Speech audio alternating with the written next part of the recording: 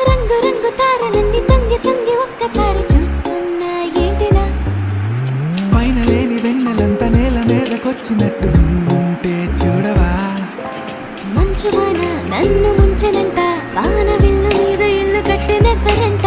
ఈ లోకమంతా నిన్ను చూసినంట ఏ దిష్టి నిన్ను తాకకుండా ఇంటిలోనే దాచుకుంటా రంగు